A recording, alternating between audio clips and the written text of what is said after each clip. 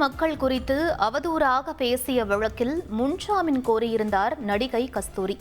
இந்நிலையில் நடிகை கஸ்தூரியின் முன்ஜாமீன் மனுவை தள்ளுபடி செய்து மெட்ராஸ் உயர்நீதிமன்ற மதுரை அமர்வு உத்தரவிட்டிருக்கிறது. மேலும் நடிகை கஸ்தூரியின் முன்ஜாமீன் மனு தற்போது தள்ளுபடி செய்யப்பட்டிருக்கிறது. கஸ்தூரிக்கு முன்ஜாமீன் வழங்க அரசு தரப்பில் கடும் எதிர்ப்பு தெரிவிக்கப்பட்ட நிலையில் தற்போது இந்த முன்ஜாமீன் மனுவானது தள்ளுபடி செய்யப்பட்டிருக்கிறது. மேலும் கஸ்தூரியின் முன்ஜாமீன் மனு தள்ளுபடி செய்யப்பட்டதை அடுத்து அவர் கைது செய்யப்படுவாரா என்ற கேள்வியும் எழுந்திருக்கிறது. அண்மை செய்தியாக பார்த்துக் கொண்டிருக்கிறோம்.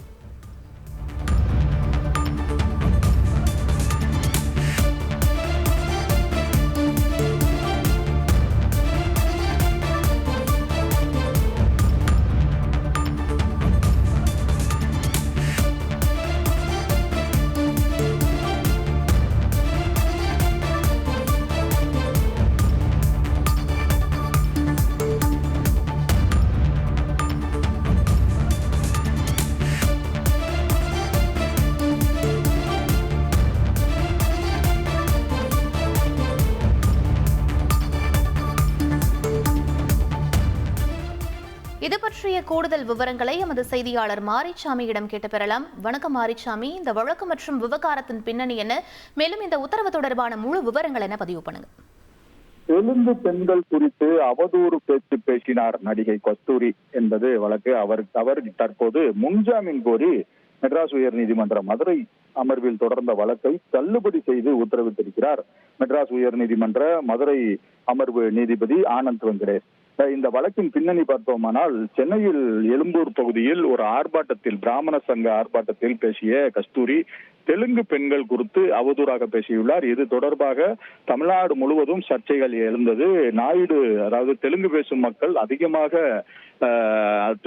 மக்கள் அவர்களை சார்ந்த அமைப்புகள் அதிகமாக இதற்கு கண்டனத்தை தெரிவித்தார்கள். அவர்கள் காவல் நிலையத்தில் புகாரையும் அளித்தார்கள். தெலுங்கு பேசும் மக்கள் மீது கஸ்தூரி அவதூறாக பேசியிருக்கிறார் என அவர்கள் காவல் நிலையத்தில் புகார் அளித்து வந்தார்கள். இந்த புகாரின் பேரில் அவர் தன்னை கைது செய்யப்படாமல் இருக்க மெட்ராஸ் உயர் நீதிமன்ற மதுரை அமர்வில் ஒரு முன்ஜாமீன் மனுவினை தாக்கல் செய்கிறார். அந்த முன்ஜாமீன் மனு தொடர்ந்து விசாரணைக்கு வந்தது. இன்று தீர்ப்புக்காக ஒத்தி வைத்திருந்தார் நீதிபதி ஆனந்த் வெங்கடேஷ்.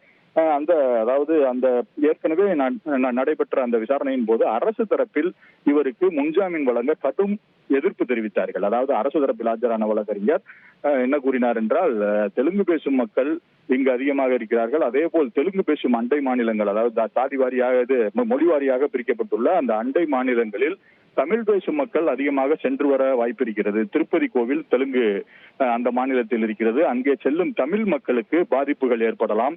ஆகவே இது போன்ற பேச்சுக்களை நாம் சும்மா விட்டுவிடக் கூடாது. இது போன்ற பேச்சுக்கள் பேசுபவர்களுக்கு தண்டனை வழங்க வேண்டும். இவருக்கு முன்ஜாமீன் வழங்கக்கூடாது என அரசு தரப்பில் ஆஜரான வழக்கறிஞர் மிகவும் எதிர்ப்பு தெரிவித்தார். இது கடுமையான எதிர்ப்பை தெரிவித்தார். அதைத் தொடர்ந்து இந்த வழக்கு, அதாவது மனுதாரர் கஸ்தூரி தரப்பில் ஆஜரான வழக்கறிஞர், இவர் ஏற்கனவே தெலுங்கு பேசும் மக்களை மிகவும், அதாவது புண்படும் வகையில் பேசவில்லை, ஒரு அரசருக்கு பணி செய்ய வந்த பெண்கள் என்றுதான் கூறியிருக்கிறார். அதற்கு தாமாக முன்வந்து மன்னிப்பும் கேட்டிருக்கிறார்.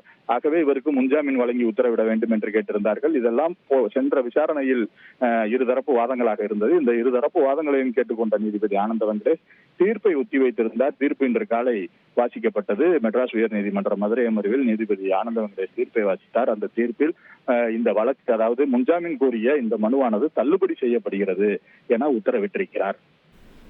விவரங்களுக்கு நன்றி மாரிச்சாமி. செய்திகளை உடனுக்குடன் தெரிந்து கொள்ள உடனே சப்ஸ்கிரைப் பண்ணுங்க.